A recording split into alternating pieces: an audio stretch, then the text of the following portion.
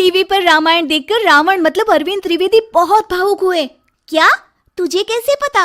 Hello app से। देख, ये है हेलो ऐप। जैसे ही आप हेलो ऐप डाउनलोड करते हो, ऊपर सर्च बार में हेलो ट्रेंड्स मिलेगा, जिसमें सभी ट्रेंडिंग न्यूज, वीडियोस, आर्टिकल्स मिलेंगे। उससे आप डे टू डे इन्फॉर्मेशन से अपडेट रख सकते हैं। ये तो बहुत अच्छा ऐप है। मैं अभी डाउनलोड करके खुद को अपडेट करती हूँ। सास बनी डंडे वाली भूत। शिखा की नई नई शादी हुई थी।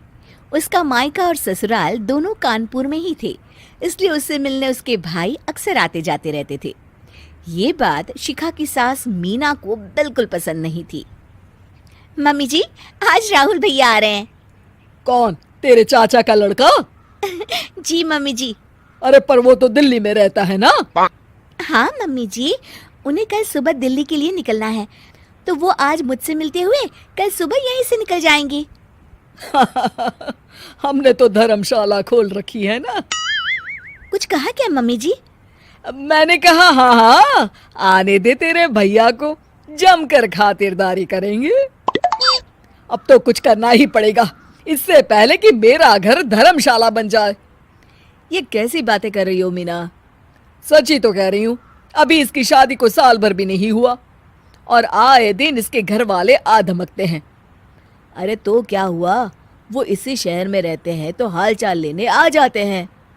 इस बार मैं उनका हाल और चाल दोनों ही बिगाड़ दूंगी। अब बहुत हो गया जी। अरे ये कैसी बातें कर रही हो? हे भगवान, बस आप तो देखते जाइए। शाम को राहुल आता है। नमस्ते आंटी, कैसे हैं आप लोग?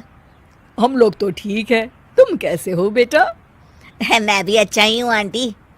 बस आज रात के बाद नहीं रहोगे। चलिए भैया, मैं आपको हमारा घर दिखाती हूँ। रात में खाने के टेबल पर शिखा, रोहित कहीं दिखाई नहीं दे रहा। जी भैया, वो ऑफिस के काम से बाहर गए हैं, कल शाम तक आएंगे। अच्छा अच्छा। बेटा, क्या तुम भूत प्रेत में मानते हो? नहीं नहीं आंटी जी, पर अचानक आपको ये ख्याल कहाँ से आ गया?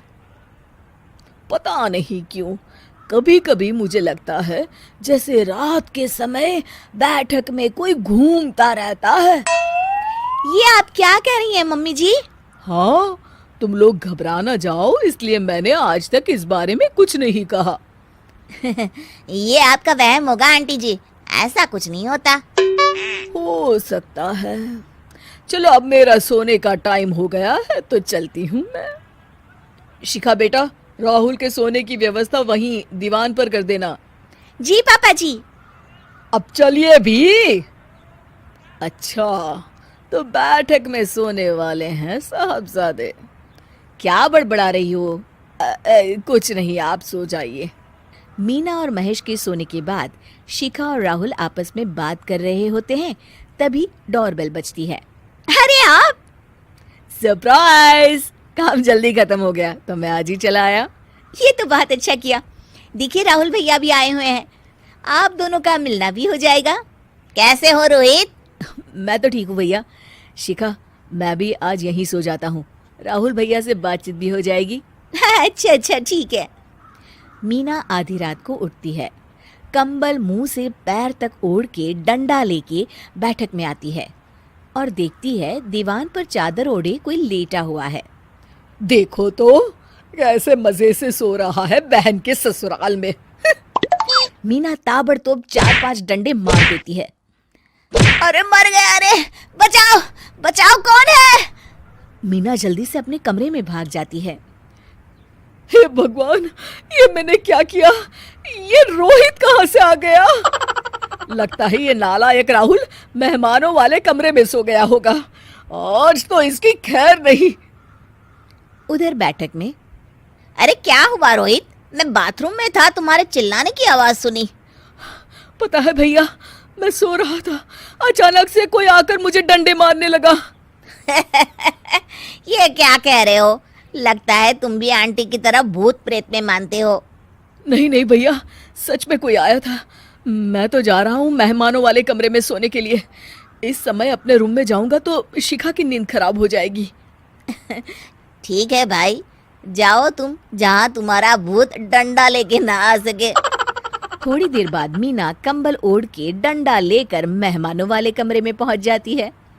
वो बिस्तर पर सोए रोहित को फिर डंडों से मारने लगती है।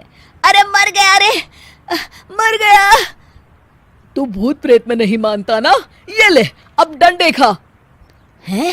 ये तो माँ की आवाज है। रोहित कंबल खींच देता है। बेटा तू, अरे ये क्या कर रही हो माँ? मार मार के मेरा भरता बना दिया आपने।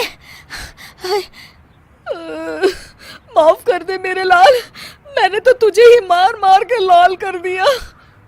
मैं तो उस राहुल के बच्चे को सबक सिखाना चाहती थी। राहुल भैया को? हाँ बेटा, मुझे लगा अगर उसे डंडे मारूंगी तो शिखा के मायके वाले यहाँ आना छोड़ देंगे। हे भगवान, माँ ये घर शिखा का भी है, उसके घर वाले जब चाहे आ सकते हैं। हाँ बेटा, आज मुझे भगवान का इशारा समझ में आ गया। मैं कितना गलत करने चली थी और अपने ही बेटे को चोट पहुंचा दी। अब चुपचाप जाके सो जाओ माँ, और किसी को कुछ बताने की जरूरत भी नहीं है। शिक्षा दूसरों का बुरा चाहने वालों के साथ भी बुरा ही होता है।